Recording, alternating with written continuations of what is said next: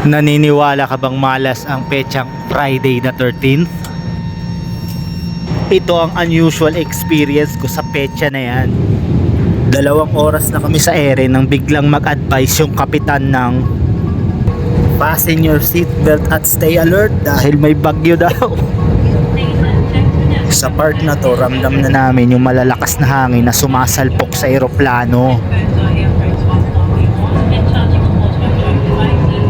Hindi mo na control at alam yung mga susunod na mangyayari, kaya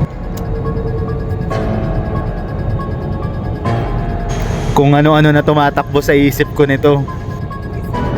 Sa isip-isip ko, lumapag lang kami ng maayos.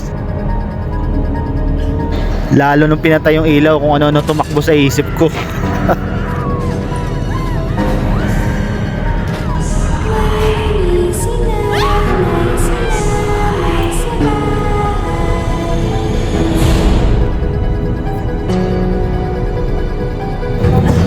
Halos 20 minutos lang non-stop yung turbulence. Talagang ang lalakas ng hangin.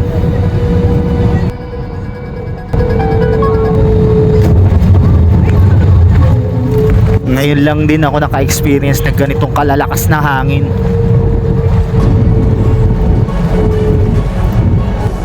Tapos dito na biglang lalabas yung werewolf.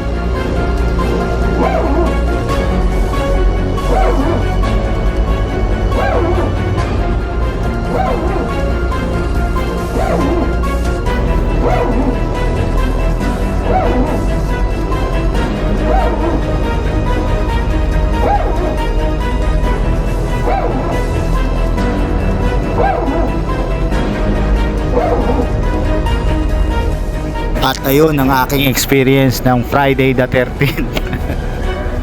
Ayop, hindi na ako sasakay sa airline na yan, may werewolf.